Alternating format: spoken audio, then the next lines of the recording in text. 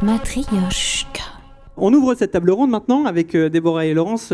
Merci d'être au rendez-vous de ce premier festival Matryoshka. Laurence Allard, vous êtes maîtresse de conférences en sciences de la communication et chercheuse à l'IRCAV. Et vous travaillez beaucoup sur les usages du numérique depuis très longtemps. Et vous allez donc nous expliquer et nous offrir votre regard sur le métavers et sur la manière dont le numérique favorise le lien intergénérationnel. Déborah Bapiernik, bonjour aussi. Vous travaillez chez Ubisoft depuis, je crois, une vingtaine d'années à peu près. Ubisoft, éditeur de jeux vidéo mondialement connu. Et vous vous occupez de la stratégie et aussi de l'innovation. Enfin, vous allez peut-être nous dire exactement le département dans lequel vous travaillez. Et vous allez nous offrir aussi votre vision du métavers. D'ailleurs, on va tout de suite essayer de le définir, ce métavers. Enfin, on va demander d'ailleurs au public ce qu'il en sait. Et en ça, le jeu vidéo est très important, puisque le jeu vidéo, depuis de nombreuses années, quasiment ses débuts, cherche à nous offrir un monde immersif. Et on sait à quel point la technologie est importante. Merci à toutes les deux d'être ici. Alors, déjà, métavers, puisque c'était notre point d'entrée de cette table ronde, est-ce que quelqu'un peut tenter de me dire ce que l'on a compris du métavers? Oui, il y a quelqu'un. Alors, un micro.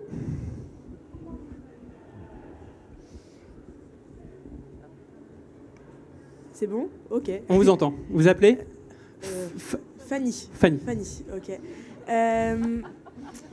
Le métavers, de ce qu'on m'a raconté, donc de mes parents, parce que je pense que c'est plus quelque chose qui, moi, en tant qu'adolescente, c'est pas quelque chose qui m'a plus marqué que ça, mais pour les parents et les générations, du coup pas la dernière génération, c'est quelque chose de très important. Ils ont l'impression que c'est incroyable et que c'est inimaginable. Mais nous, on a grandi dans ça en soi.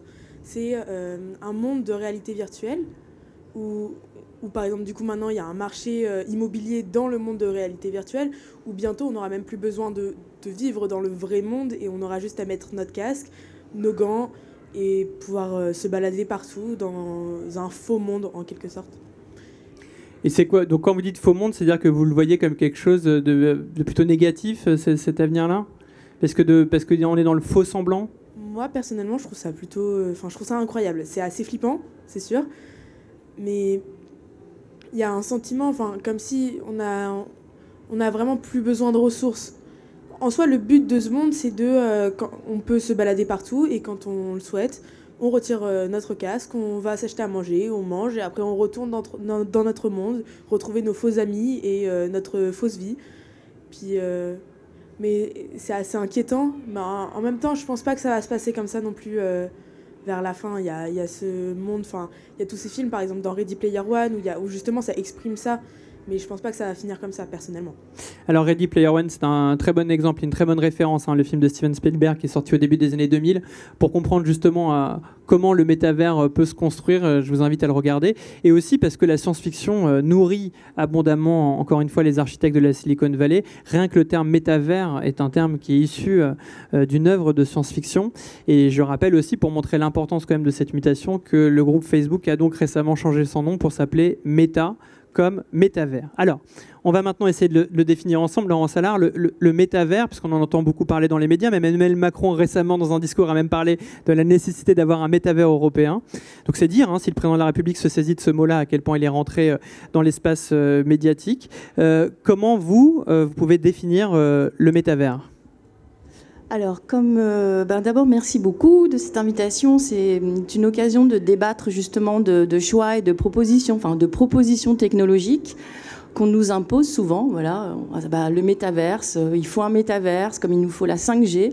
Et il y a peu d'instances finalement de débats citoyens sur ces propositions technologiques et comment est-ce qu'il faut finalement les adopter. Est-ce qu'on peut aussi les discuter? Est-ce qu'on peut imaginer d'autres scénarios, scripts techniques? Voilà, donc ça, ici, voilà, on peut se dire qu'on est on crée une arène, une instance de débat, on va dire, démocratique avec des Fanny et les autres autour de nos de choix technologiques.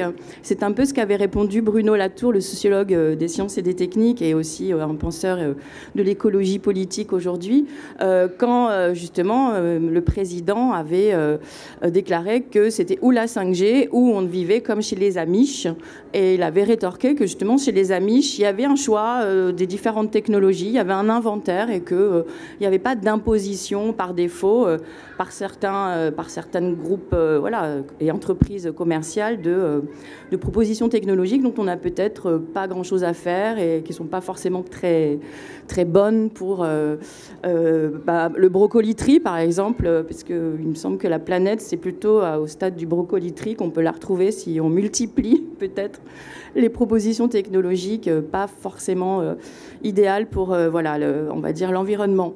Donc le métaverse, ça vient d'un ouvrage de science-fiction de Neil Stephenson de 1992 qui s'appelle Samurai. Il a été traduit en français par le samouraï virtuel.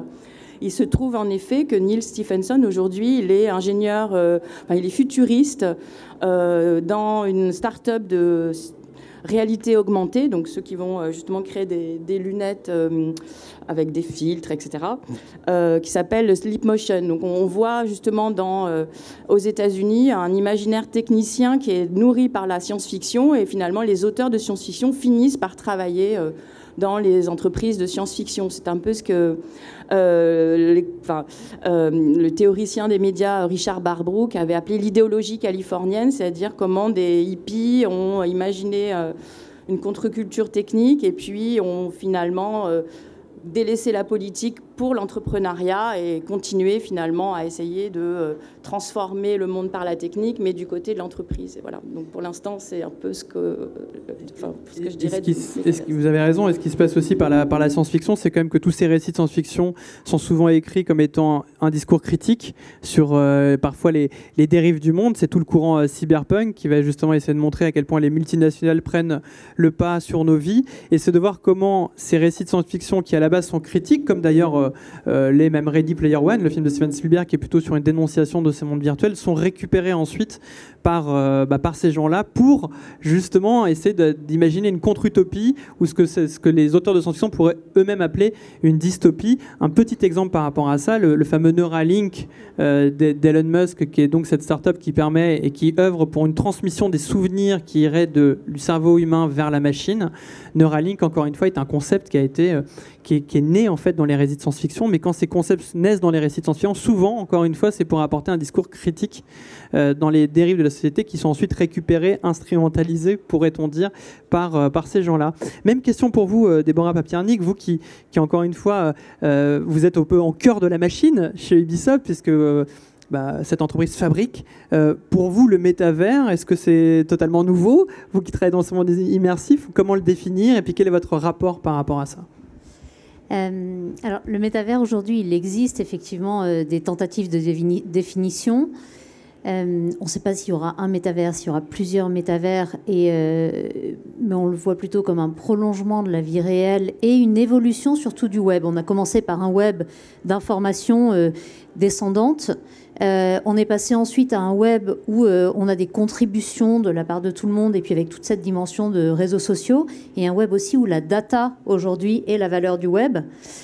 Et puis le web qu'on appelle 3.0, alors soit on appelle ça web 3.0, soit on appelle ça métavers. Des gens qui disent en fait tout ça c'est la même chose, c'est l'évolution, et au lieu d'être face à un écran plat comme on voit aujourd'hui avec des sites web qui peuvent être d'ailleurs très beaux, très engageants aujourd'hui, alors la prochaine étape c'est d'utiliser plutôt justement les lunettes de réalité augmentée, les casques de réalité virtuelle qui vont permettre cette présence, donc d'être plus dans ces mondes virtuels et pas juste derrière un écran, mais à l'intérieur de mondes dans lequel on pourra faire des choses qui seront plus immersives. C'est-à-dire on aura l'impression d'être là-bas.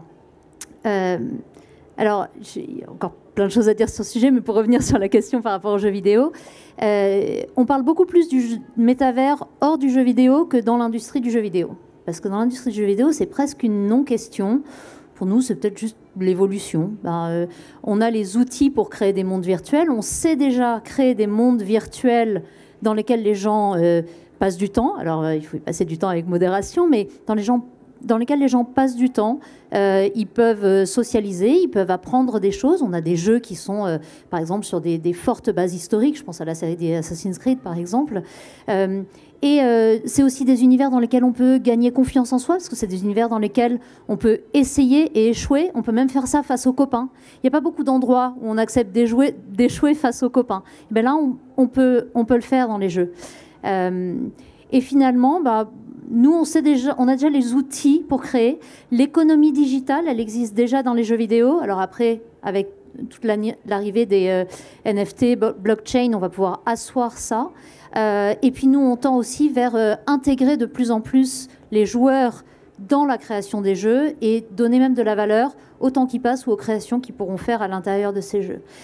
Mais tout ce qu'on voit, c'est quand même une centralisation vers l'humain. Et en ça, je trouve que ça rassure un petit peu. Et pour moi, c'est pas là pour remplacer la vie, mais finalement pour remettre l'humain au cœur.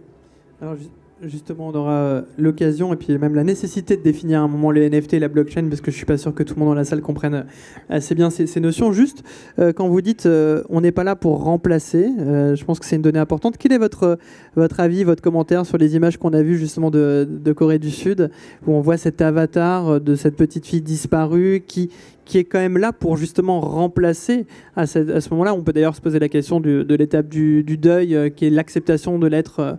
On voit que cette mère ne peut pas accepter la mort de sa fille, on peut bien le comprendre, mais quelle est votre vision, vous qui êtes un peu spécialiste de ces mondes immersifs, par rapport à ce genre de pratique ?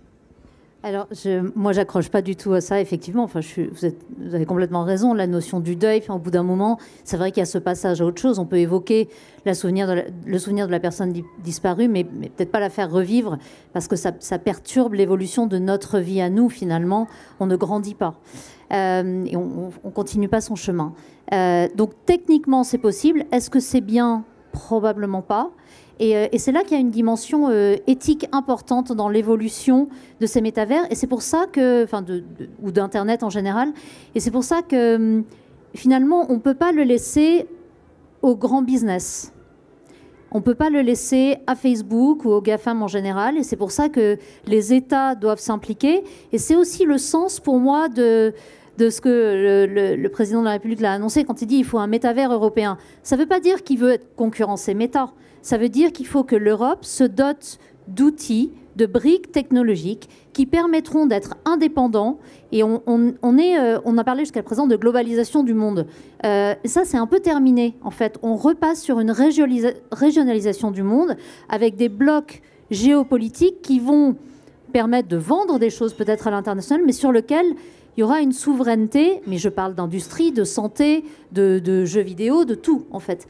Et où, finalement, on n'a pas besoin de dépendre des Chinois ou des Américains quand on veut faire quelque chose. Je donne juste un exemple dans le jeu vidéo. Il y a 2 moteurs qui sont... En fait, c'est des plateformes techniques qui permettent de créer des jeux vidéo. Il y a 2 moteurs qui sont les plus gros, qui sont Unreal et Unity, qui sont utilisés par quasiment tous les développeurs du monde entier, qui sont américains ou américano-chinois, puisque Tencent investit dans tout ça aussi.